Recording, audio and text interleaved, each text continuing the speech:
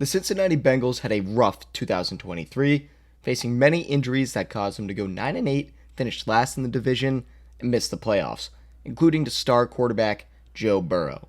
But in 2024, I think that the Bengals will go back to form and once again be an elite contender in the AFC. Cincinnati has had some issues on the offense in the past, specifically the offensive line, but this year they brought in some pieces to try to fix them. Trent Brown was signed and they drafted Amarius Mims in the first round, and I like Trent Brown for one reason. He's finally back to playing right tackle where I think he is best. I don't think he's quick enough to block the blind side of Joe Burrow, or Mac Jones for that matter. He played right tackle for most of his career in San Francisco, Las Vegas, and 1 year in New England. Orlando Brown, the left side, is legit just mid, like no other way to describe him. The guards are also okay, but Ted Karras was a top 16 center last year, which you can never complain about. Joe will have the best offensive line of his career, so let's just hope that he can stay healthy and finally have time in the pocket before he just keeps getting bundled back there.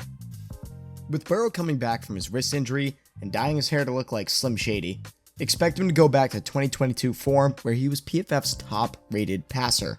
When Burrow is healthy, he's top 5. I've heard some people online try to say that he's overrated.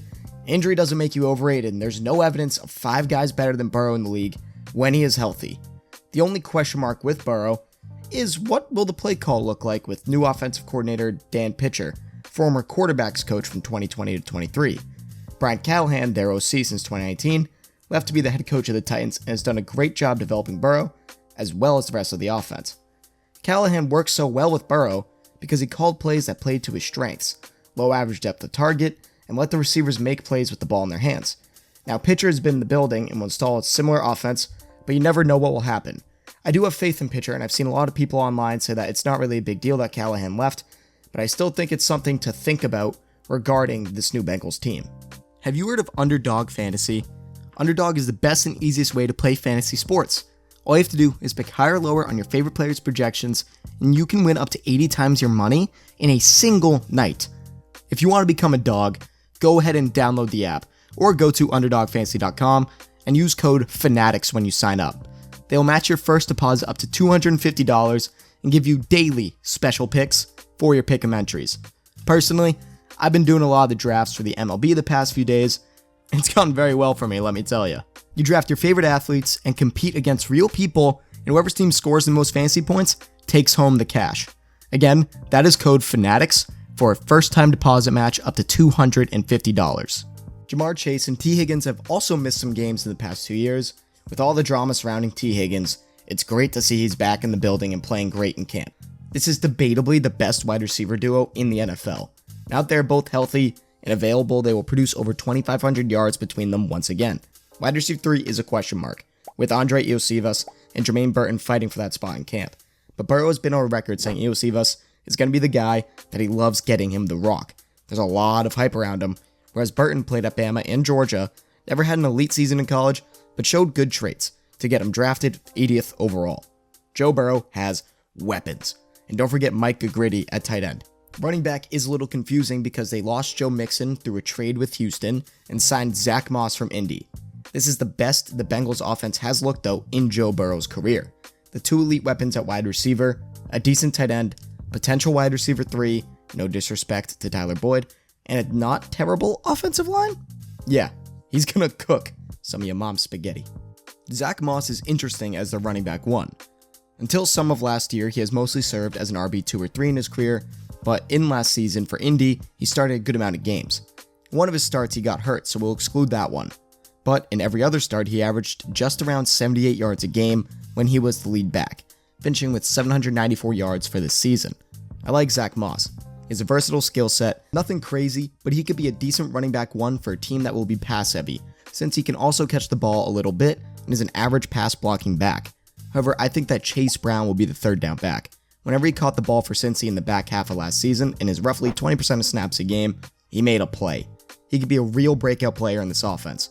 Now, I think Moss will likely remain the running back 1, but Brown can come in and move the chains for Cincy on third down when Burrow needs to drop it off to him.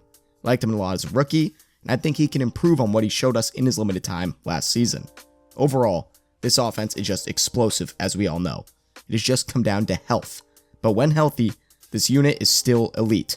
top 5 in the league, really because of the top 2 guys, Joe Burrow and Jamar Chase. I will say, if everyone stays on the field, Jamar will cement himself as a top 3 receiver in the entire NFL. Another thing to think about that will help the Bengals most likely win the AFC North is that they have a last place schedule due to the injuries they faced. Finishing 9-8 usually is not enough for 4th place, especially in a place like the NFC South, but we know how good the AFC North has been. However, this year, I think it's a 2-man race, completely disregarding the Steelers who have uncertainties at quarterback and wide receiver, and I do not have any faith left in Deshaun Watson that he can go back to Texans form. He's not shown that he has that ability anymore. The Browns, Ravens, and Steelers have the 3 hardest schedules in the league, while Cincy sits at 17th. They can easily take advantage of this easier schedule than the rest of their division. As long as Joe Burrow is healthy, they win football games, no matter what is around him. Throughout their previous runs, they've always had a decent defense, and this Bengals unit projects to stay on track with that trend. They did lose cornerback Chidobe Awuzie and defensive tackle DJ Reader. Both are great players at their positions, but I think they made some additions on that side of the football to combat those losses. One of the most underrated and forgotten signings of the offseason was safety Geno Stone, going to the Bengals from Baltimore. Stone is one of the best ball-hawking safeties after a breakout season last year with the Ravens, intercepting 7 passes, but he cannot tackle a traffic cone. He was bottom 10 in missed tackle percentage and was PFF's worst run-graded safety in the NFL. But he can still be a guy that forces turnovers and can possibly come out on early downs to allow a safety like backup Von Bell to play against the run if need be. Now, he did play free safety most of the time in Baltimore, so honestly probably won't have to since he'll be the single high safety in sets like that. So unless the running back breaks through, you're fine with him on the field. The rest of the secondary is okay. Mike Hilton is a very underrated corner, DJ Turner is second-year corner who could play well, and Cam Taylor-Britt just does his job. But that's about it. Safety Jordan Battle's looking to start alongside Geno Stone. He's entering his second year, hoping to make an impactful jump for this team. But the linebackers are where this defense thrives. Logan Wilson and Jermaine Pratt are 2 guys that continue to be slept on in the league. Both are consistent players who do everything you ask of them as the leaders on the defense, and it seems like nobody talks about those 2 as some of the better linebackers in the league. Now, a reason why players like Pratt and Wilson are overperforming, and honestly just being a better defense than you would think based on the name value, is because of defensive coordinator Lou Anarumo. Lou consistently puts the young players on defenses into great positions to succeed because he knows that they will make mistakes, will do everything he can to get them away from bad habits. He's developed as a coach since joining the staff in 2019.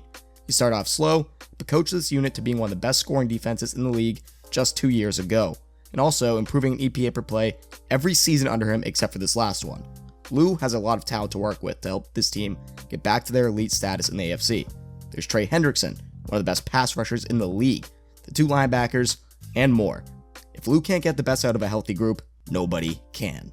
The big thing with the Bengals, as I have just yapped about, is that it all comes down to health. If Joe Burrow and Koo are not healthy, this team is not going to be elite.